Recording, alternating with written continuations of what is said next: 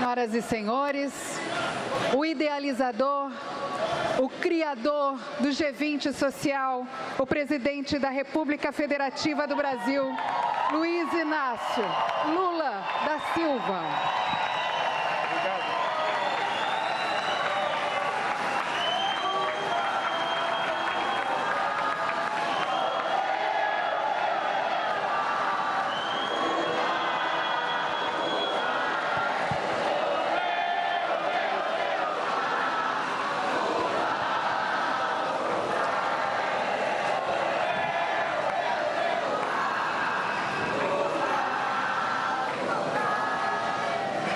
Queridas companheiras e queridos companheiros,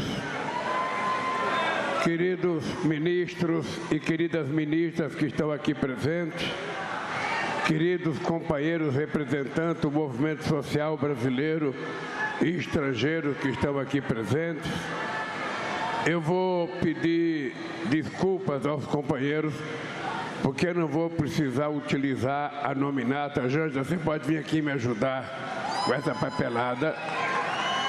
Eu, cumprimentando a minha companheira Janja, eu estarei cumprimentando todas as mulheres aqui presentes e cumprimentando o companheiro Márcio Macedo, eu estarei cumprimentando todos os ministros e todos os homens aqui presentes.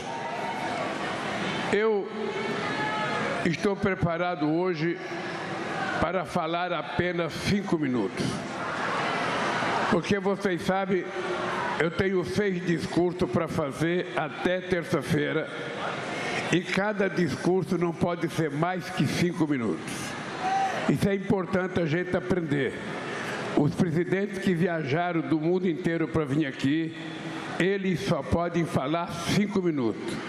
E quando eu viajo para fora, às vezes uma viagem de 24 horas, também a gente só pode falar 5 minutos.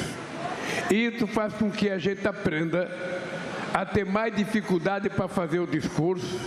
E eu passei a tarde de ontem com um grupo de assessores discutindo cada discurso, porque a gente tem menos palavra e, portanto, elas têm que ser mais preciosas, mais estudadas e mais delicadas para a gente fazer o discurso. Eu só queria, antes de fazer o meu discurso escrito que está aqui, dizer para vocês que não é fácil a gente trabalhar para engajar a sociedade em participar em determinadas atividades oficiais de governo. Todo mundo se lembra que quando eu estava na presidência no outro mandato, que a gente fazia a reunião do Mercosul, o movimento social e o movimento sindical, no final de cada reunião, apresentava para os presidentes da América do Sul e do Mercosul as reivindicações deles e a gente ouvia eles fazer seu discurso. E depois, isso acabou, porque depende muito da vontade de cada presidente. E eu participei do primeiro G20 em 2008, por conta da crise do subprime, aquela crise que aconteceu, sobretudo nos Estados Unidos, onde os americanos perderam 10 milhões de casas. Vocês se lembram? Eu participei da primeira vez, participei da segunda vez em Londres, e na última vez eu já levei a Dilma, porque ela tinha sido eleita presidente, na Coreia. Depois, eu voltei 14 anos depois e estou participando agora no Brasil. Eu já participei na África do Sul, não participei na China e na Índia. Bem, eu só poderia inventar o Fórum Social do G20 aqui no Brasil. Eu não poderia dar palpite para que outro presidente fizesse no seu mandato. E eu fiquei imaginando como é que a gente ia fazer para que a sociedade, em todos os países do mundo, pudesse assumir o trabalho de reforçar para que as coisas acontecessem de verdade para o povo, com o povo ajudando a decidir. Eu convidei o presidente Ramaphosa, da África do Sul, liguei pessoalmente para ele Ele me disse que viria, depois ele ligou, dizendo que por motivos pessoais e motivos políticos na África do Sul, ele não poderia vir e ele mandou o seu ministro das Relações Exteriores. E eu tenho certeza que o presidente Ramaphosa vai fazer um fórum social do G20 na África do Sul e eu espero estar presente para participar do social e participar do G20 oficial. O que é importante é que este é um momento histórico para mim e um momento histórico para o G20. Ao longo deste ano, o grupo ganhou um terceiro pilar que se somou aos pilares político e financeiro, o pilar social construído por vocês. Aqui tomam forma a expressão e a vontade coletiva, motivada pela busca de um mundo mais democrático, mais justo e mais diverso. De forma inédita, os grupos de engajamento puderam interagir com os chanceleres e com os ministros das Finanças e presidentes de bancos centrais das maiores economias do planeta Terra. Tive a satisfação de dialogar pessoalmente com os representantes de cada grupo. Nos últimos dias, pela primeira vez na trajetória do G20, a sociedade civil de várias partes do mundo, em suas mais diversas formas de organização, se reuniu para formular e apresentar suas demandas à cúpula de líderes. Nos 16 anos, desde a primeira cúpula, o G20 se consolidou como o principal fórum de cooperação econômica mundial e como importante espaço de concertação política. Mas a economia e a política internacional não são monopólio de especialistas e nem de burocratas. Elas não estão só nos escritórios da Bolsa de Nova York ou na Bolsa de São Paulo, nem só nos gabinetes de Washington, Pequim, Bruxelas ou Brasília. Elas fazem parte do dia a dia de cada um de nós, alargando ou estreitando as nossas possibilidades. Os membros do G20 têm o poder e a responsabilidade de fazer a diferença para muita gente. Para as mulheres, ao fomentar o empreendedorismo e a autonomia econômica feminina, como fez o grupo de trabalho sobre empoderamento. Para os povos tradicionais e indígenas, ao promover os produtos da biodiversidade, como fez a iniciativa sobre a bioeconomia. Para os afrodescendentes, ao adotar o Objetivo de Desenvolvimento Sustentável 18, sobre igualdade racial, como fez o grupo de trabalho sobre desenvolvimento. Para o planeta, ao incentivar a ambição climática em linha com o objetivo de limitar o aquecimento global a 1,5 graus, como fez a Força Tarefa do Clima. Nada disso teria sido possível sem a contribuição de todos vocês que estão aqui hoje.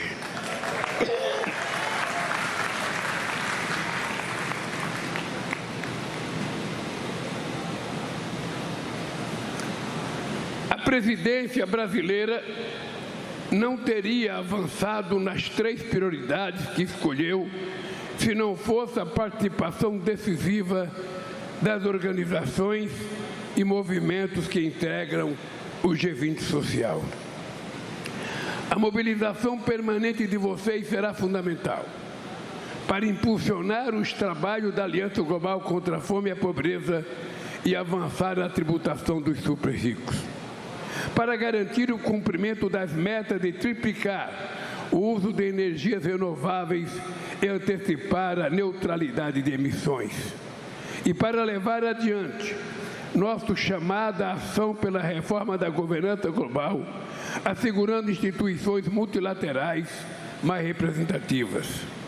A presidência brasileira do G20 deixará um legado robusto de realizações, mas ainda há muito por fazer para melhorar a vida das pessoas. Para chegar ao coração dos cidadãos comuns, os governos precisam romper com a dissonância cada vez maior entre a voz dos mercados e a voz das ruas. O neoliberalismo agravou a desigualdade econômica e política que hoje assola as democracias. O G20 precisa discutir uma série de medidas para reduzir o custo de vida e promover jornadas de trabalho mais equilibradas. Preciso ouvir a juventude, que enfrentará as consequências das tarefas que deixarmos inacabadas. Precisa preservar o espaço público para que o extremismo não gere retrocessos nem ameace direitos. Precisa se comprometer com a paz, para que a rivalidade geopolítica e conflitos não nos desviem do caminho do desenvolvimento sustentável. Vou levar as recomendações contidas na declaração final que vocês me entregaram aos demais líderes do G20 e trabalhar com a África do Sul para que elas sejam consideradas nas discussões do grupo. Espero que esse pilar social do G20 continue nos próximos anos, abrindo cada vez mais nossas discussões para o engajamento da cidadania. Essa cerimônia de encerramento marca o começo de uma nova etapa que exigirá um trabalho contínuo durante os 365 dias do ano, não só às vésperas das reuniões de líderes. Também conto com a força de vontade e o dinamismo da sociedade civil para 2 outros eventos que o Brasil sediará no próximo ano, a cúpula dos BRICS e a COP30. Nós vamos seguir construindo juntos um mundo justo e o planeta sustentável. Mas eu não posso terminar sem fazer o meu discursinho de improviso para dar um recado para vocês. O recado é curto e simples. Aqui, todo mundo teve experiência de participação do Fórum Social Mundial. Eu participei do primeiro como presidente da República e participei do segundo. E o Fórum Social Mundial teve um problema.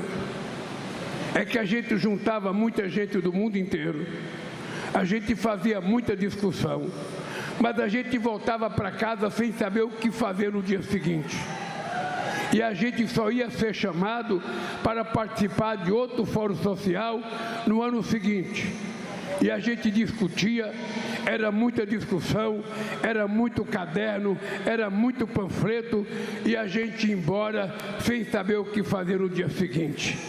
Até que isso cansou e as pessoas resolveram começar a parar de participar. Esse fórum social do G20, ele não pode parar aqui.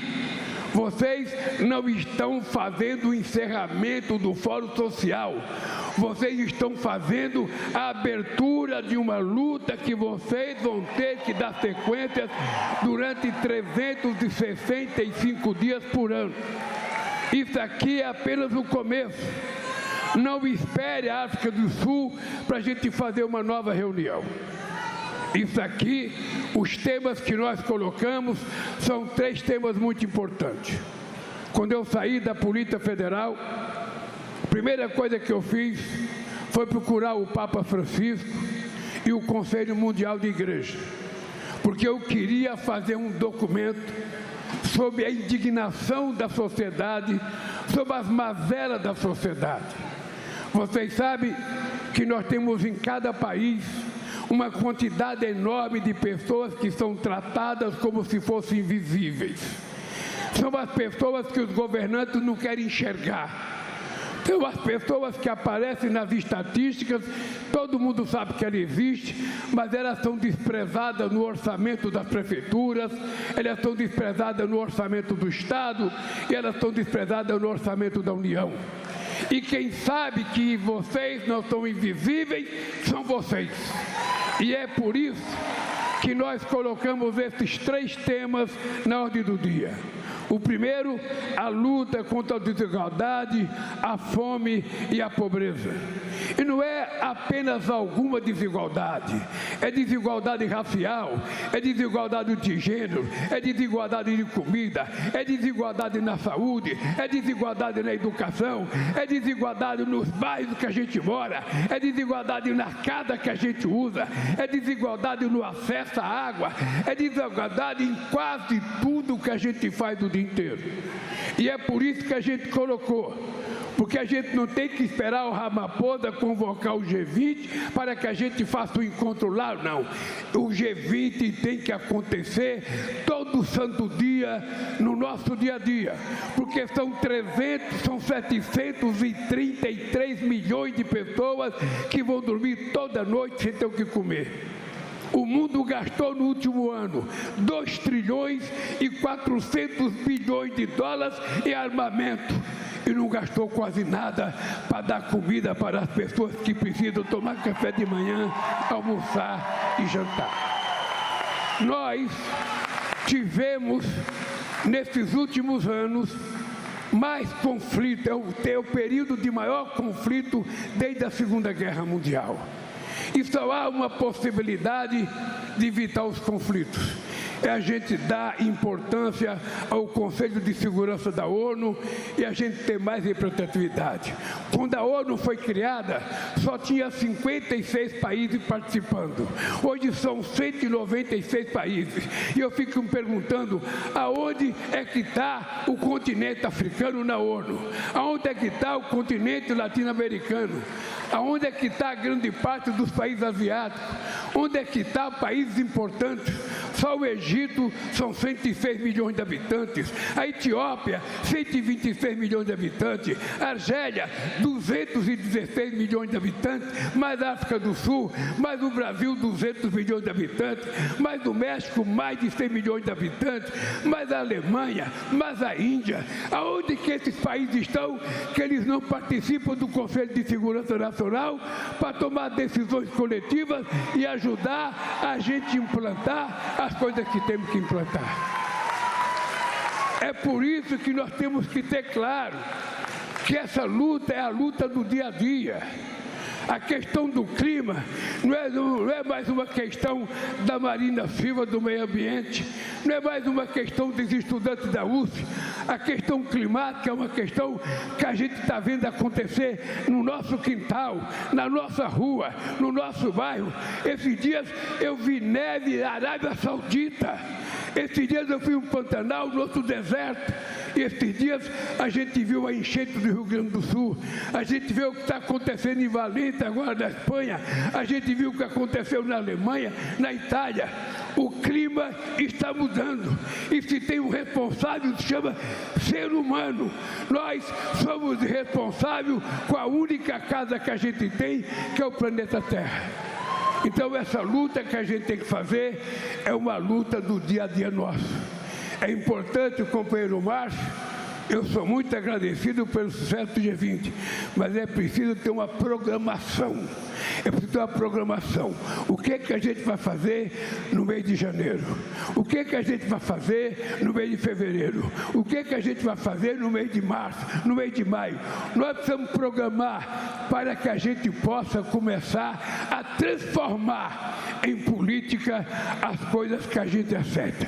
Eu dizia que a gente só ia acabar com a fome o dia que a gente transformasse a fome num assunto político.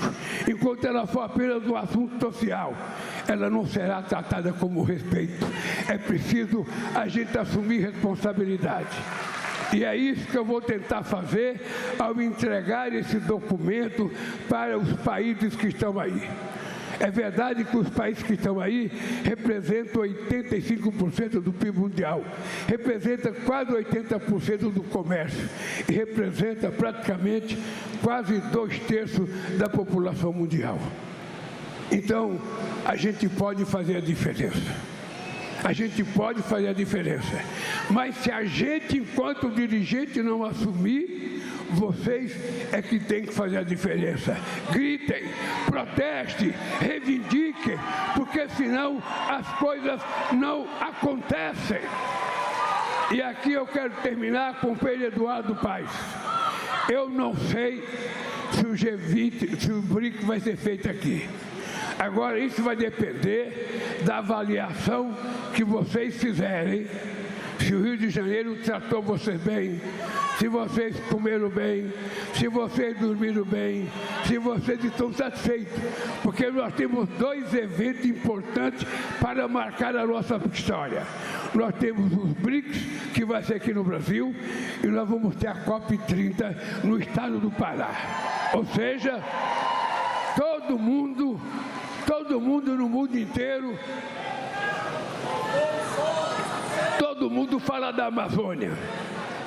Você vai na Alemanha, fala da Amazônia. Você vai na África do Sul, fala da Amazônia. Você vai nos Estados Unidos, fala da Amazônia. Você vai na Argentina, fala da Amazônia. Você vai no México, fala da Amazônia. Agora chegou a hora da Amazônia falar para o mundo o que nós queremos. As pessoas têm que saber que embaixo de cada copa de árvore tem um ser humano, tem um pescador, tem um seringueiro, tem um indígena, tem um pequeno trabalhador rural, tem um extrativista. E as pessoas têm que saber, para que a gente possa proteger a nossa floresta, esse povo tem que comer. E para ele comer, os países ricos têm que ajudar a financiar a proteção da nossa floresta, para que a gente possa cuidar com dignidade delas e cuidar do nosso povo. Por isso, companheiros e companheiras, meus agradecimentos. Mas eu quero que vocês, ao saírem daqui, vocês saiam dizendo: não foi o Fórum Social, aquela assembleia que o Lula participou, aquele documento que o Lula recebeu. Ei? Ah, peraí, eu vou falar ainda. Esse aqui é o seguinte: o documento que vocês me entregaram não é o fim de um processo, é o começo de um processo. E hoje eu tenho o segundo discurso que eu vou fazer no show também, o Festival Aliança Global. Se vocês estiverem aí e forem lá, eu posso até cantar um pouco para vocês. Eu posso até cantar. Mas o que é importante é que a gente tem que envolver o movimento social, tem que envolver artistas, tem que envolver empresários, tem que envolver catadores de papel, tem que envolver papeleiros, ou seja, nós temos que envolver o mundo. Porque a gente pode mudar se a gente tiver vontade. Por isso, companheiros e companheiras, muito obrigado. De coração, Márcio, obrigado pelo trabalho. Quero agradecer a todas as pessoas que ajudaram você a fazer isso. Mas quero agradecer, sobretudo, ao povo brasileiro pela generosidade, pela bondade e pela vontade da gente mudar a história do Brasil e a história do planeta Terra. Um abraço, felicidade para vocês e até a noite no show da Cúpula Global contra a miséria e a pobreza. Um beijo no coração.